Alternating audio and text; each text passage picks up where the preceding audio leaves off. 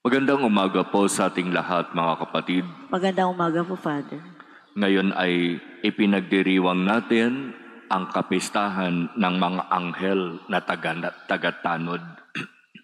Alam nating lahat, simula pa nang tayo ay maliit, na itinuturo sa atin na bawat isa sa atin ay mayroong kanya-kanyang tinatawag na anghel na tagatanod. At kapag tayo ay naliligtas sa anumang mga kapahamakan, sinasabi natin, iniligtas tayo ng ating guardian angel.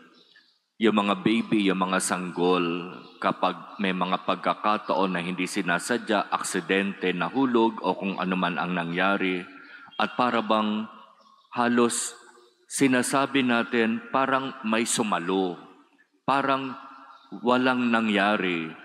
Kung tutuusin, kapag iisipin natin kung paano siya nahulog, kung paano siya bumagsak, kung paano siyang dapat na aksidente, seryoso sana ang kanyang magiging kalagayan. Pero salamat, may guardian angel.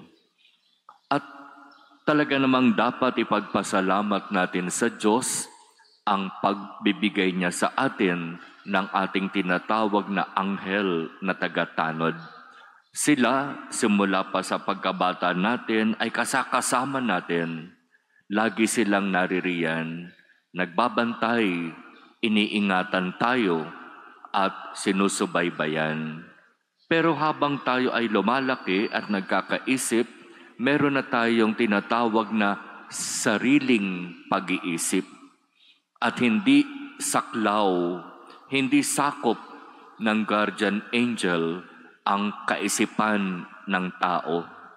Kung papaanong si Jesus, bagamat Diyos, hindi niya pwedeng panghimasukan ang pag-iisip at ang sariling desisyon ng tao.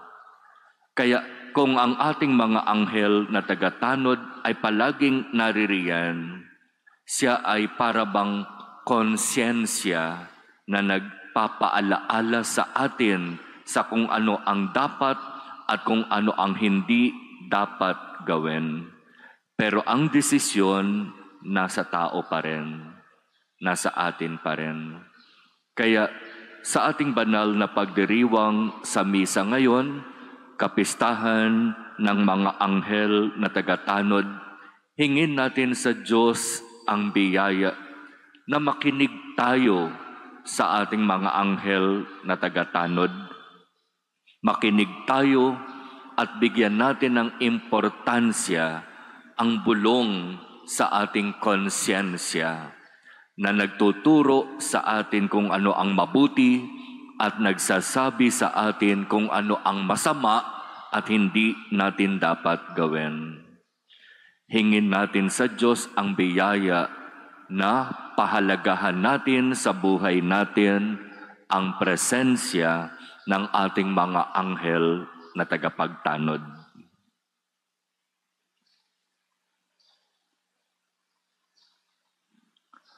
Amen.